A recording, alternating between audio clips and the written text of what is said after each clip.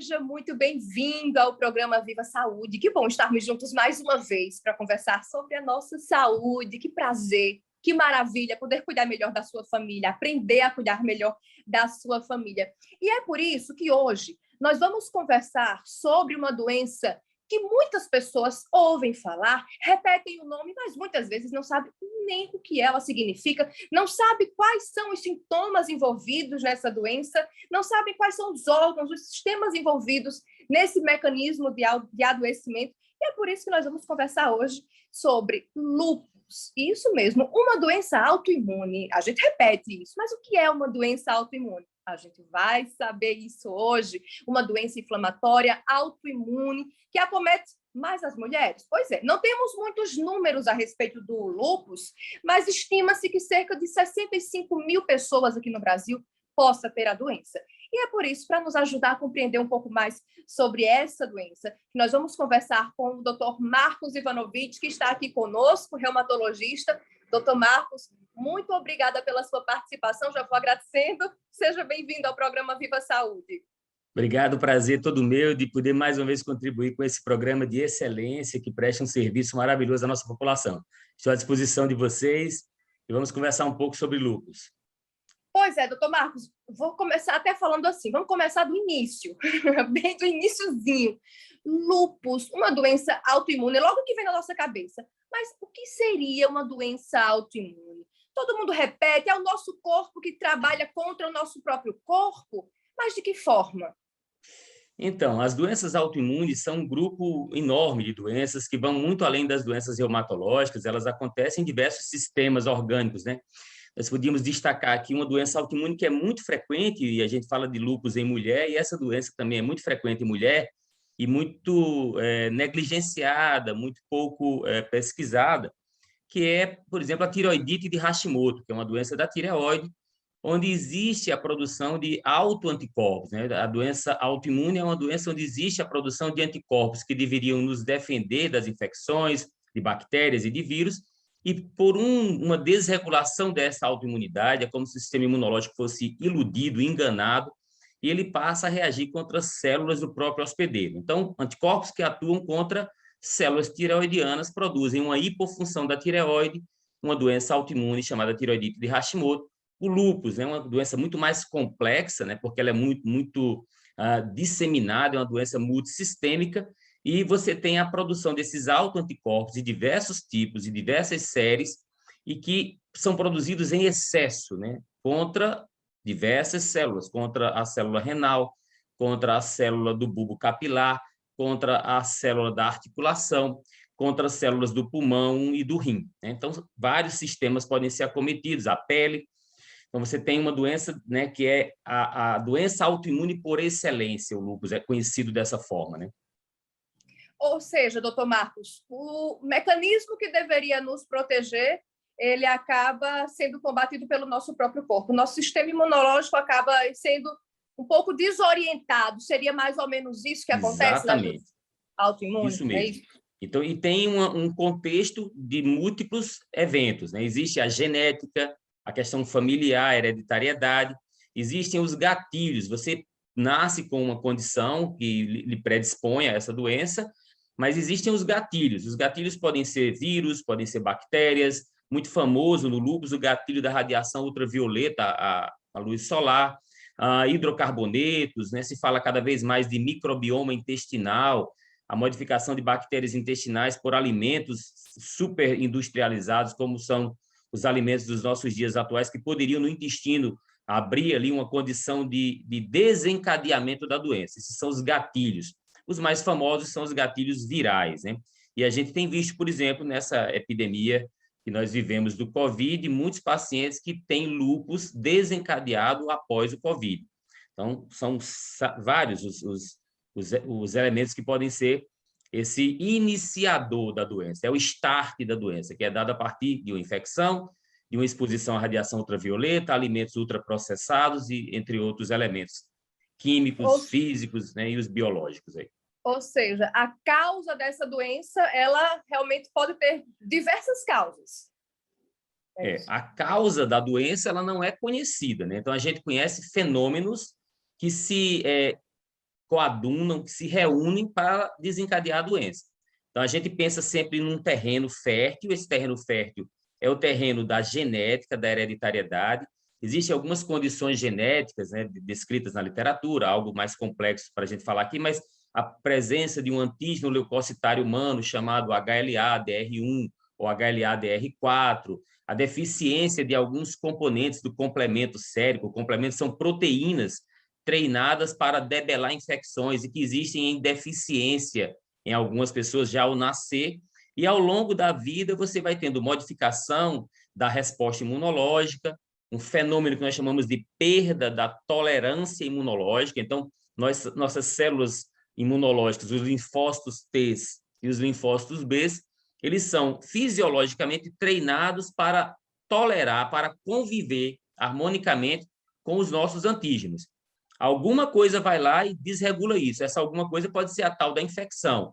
E esse linfócito B passa a produzir anticorpos que não mais toleram antígenos próprios e passam a atacá-los.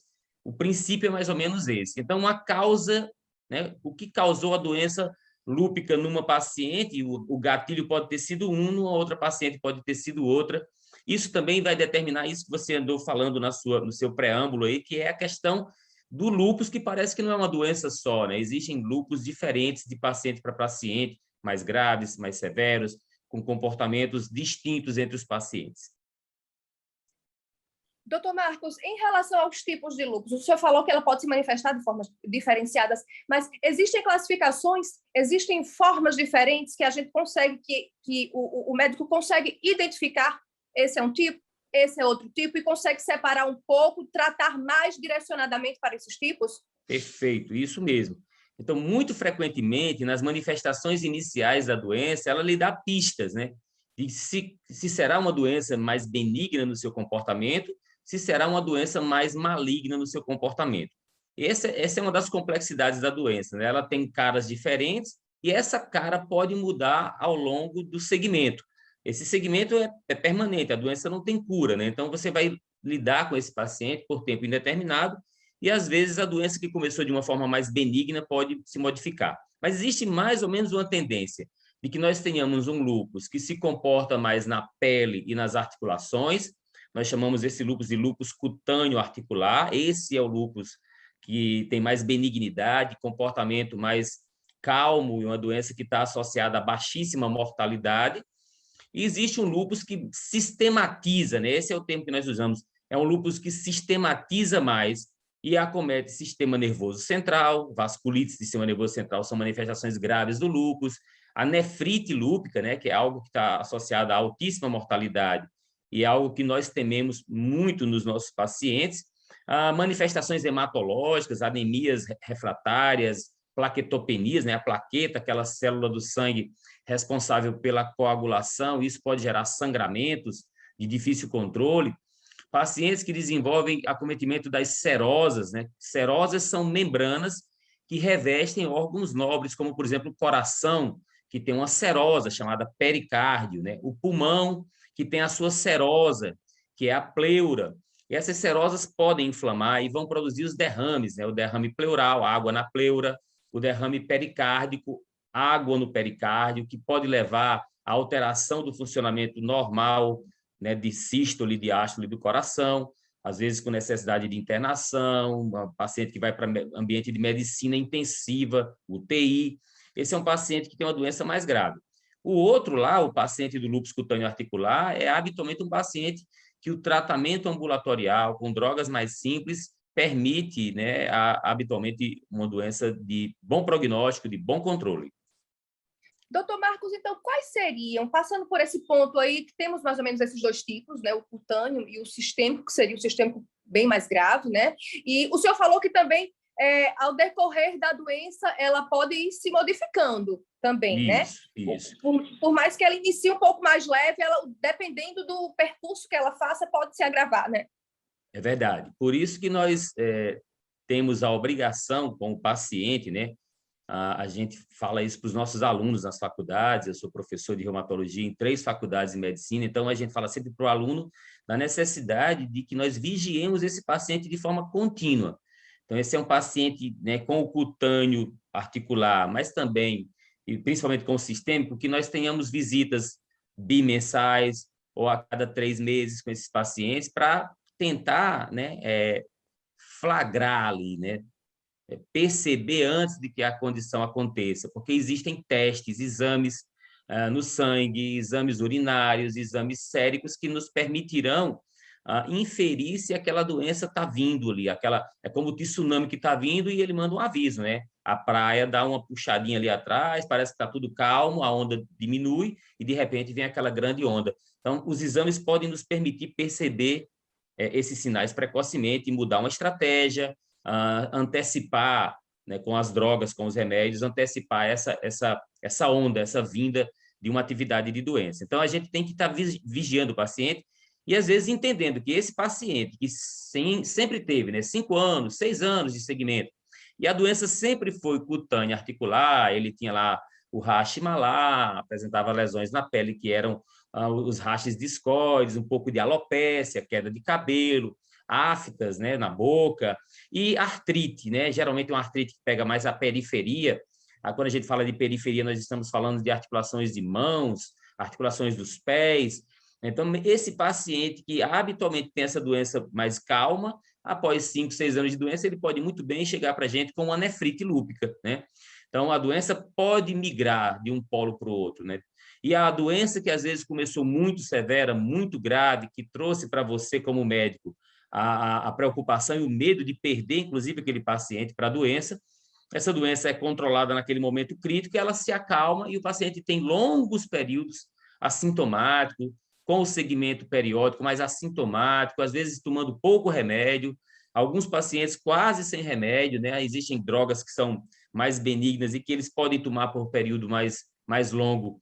E esses pacientes que foram mais graves, às vezes entram nesse período de mais acalmia, com pouco remédio, com segmento e acompanhamento, eles têm uma vida muito tranquila, né? Então, a gente tem que ter essa orientação para dar ao paciente, né, o peso da sua doença.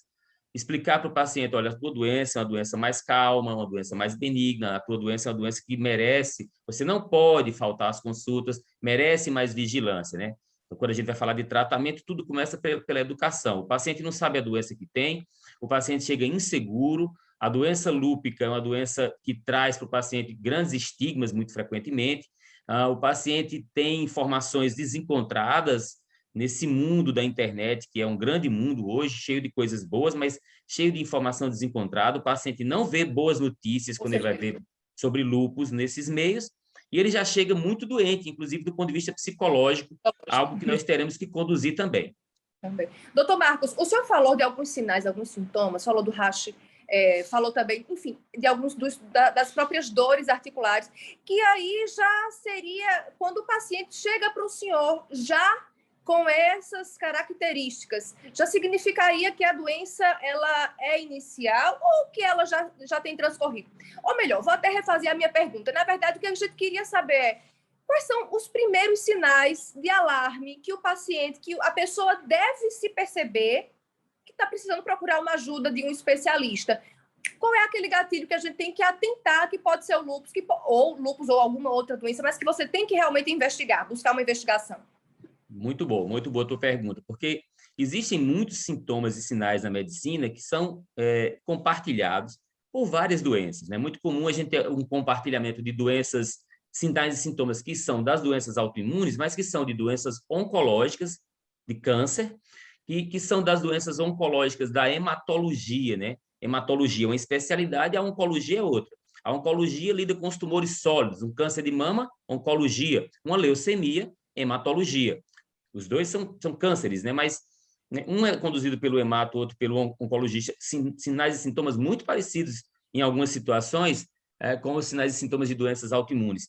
E síndromes de doenças infecciosas que tendem a cronificar. A gente poderia falar que é de hepatite B, hepatite C, de tuberculose, que é endêmica no nosso meio, uma doença que existe muito frequentemente e que as pessoas não sabem que tem.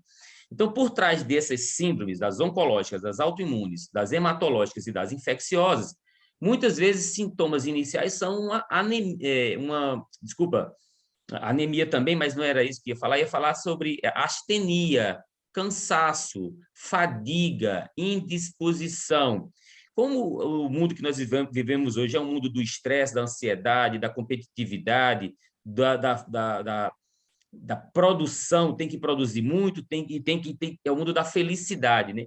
Se você não é muito feliz e não demonstra isso na rede social, parece que você não é muito feliz, você tem que demonstrar, e quando você se sente um pouco abaixo disso, parece que você já está cansado. Isso pode ser só cansaço, fadiga mental, estresse, mas prestar atenção quando isso se torna muito frequente, está se arrastando. Eu tenho 2, 3 meses que estou acordando muito cansada, sem energia, sem força. Eu tenho uma modificação do meu apetite, né, que não foi uma escolha minha, não estou fazendo uma dieta para perder peso ou para ter mais saúde, porque tenho um diabetes inicial. Eu estou perdendo peso espontaneamente, eu não mudei meu hábito alimentar e estou perdendo peso. Ou vem ainda a perda de peso em cima de uma perda do interesse pelo alimento, pela comida. São coisas muito simples, mas que podem ser comuns a essas síndromes todas. Habitualmente, esse paciente que tem fadiga, que tem perda do apetite, algum emagrecimento, ele não chega de primeira a um especialista. Em nenhuma dessas 4 síndromes que eu falei, as oncológicas, hematológicas, autoimunes e infecciosas, ele é o paciente do clínico. Então, nós costumamos dizer que nós precisamos treinar muito bem os nossos clínicos, para que eles aprendam a investigar inicialmente aquele paciente e que aquela paciente que chegou com fadiga, perda de peso, uma certa indisposição, tinha lá um hemograma com anemia. Não era uma anemia comum, era uma anemia hemolítica, ou seja, anticorpos, olha, a doença autoimune, destruindo a parede das hemácias, as células que dão a cor vermelha do sangue, e que transportam oxigênio. E aí ele tem uma anemia agora e tem uma fadiga. Peraí, vamos investigar. E aí existem anticorpos específicos, né, que começam a sinalizar a possibilidade do paciente ter aquela doença. Muito frequentemente, queda de cabelo, né, existem aproximadamente 1000 causas para queda de cabelo. De uma coisa simples como o estresse ou uma tintura, que o paciente está usando, há uma deficiência de alguma vitamina. Cada vez mais a gente tem pacientes com deficiência de vitamina B12 e vitamina D, muito importante, porque não se expõe mais ao sol da maneira e da frequência que devia. E essas deficiências dessas vitaminas podem ser motivo para queda de cabelo, mas por trás de queda de cabelo, muitas vezes você tem uma doença autoimune. As doenças autoimunes não têm um fenômeno diagnóstico específico, então é essa história que você tem que juntar pedaços, características que são clínicas e do laboratório, para você dizer, olha, é uma síndrome autoimune que tem a cara do lúpus, porque eu consegui reunir aqui dos critérios, né, existem critérios do Colégio Americano de Reumatologia e da Liga Europeia contra o Reumatismo, o EULAR, que estabelecem características onde você vai ter um peso, e a partir daquele peso atingido, você vai dizer, este paciente preenche características e critérios para o lúpus eritematoso sistêmico. Então, esse olhar que a gente tem que ter, mas não é infrequente que um paciente que tem um diagnóstico de lúpus inicial, no segmento, por isso que não pode parar de ser vigiado, seguido, acompanhado, avaliado laboratorialmente, se descobre uma doença oncológica, se descobre que aquilo era uma tuberculose. Né? A gente tem aquela imagem dos filmes e dos livros do tuberculoso que tosse, que sai sangue pela boca, nem sempre é assim. Então, às vezes, a doença evolui cronicamente como uma perda de peso, uma fadiga, às vezes a tosse nem existiu. E estava lá uma anemiazinha, e estava lá uma quedazinha de cabelo, e tinha alguma alteração imunológica que sugeria lúpus. E você deu o diagnóstico, foi tratando, e lá na frente aparece uma outra condição, e você muda o seu diagnóstico. A gente vai a um rápido intervalo, mas você que está conosco, não sai daí, que daqui a pouquinho nós vamos continuar falando sobre o lúpus, vamos falar um pouco sobre o tratamento e também de uma condição muito importante. Como é que fica a vida desses pacientes? O que é que muda? Quais são os hábitos de vida que precisam mudar para o paciente que tem lúpus, né? Afinal de contas, a gente sabe que é uma mudança de vida bem importante e não podemos negligenciar isso. Então, daqui a pouquinho a gente vai conversar sobre isso com o Dr. Marcos, que está com a gente. Não sai daí, que a gente volta já.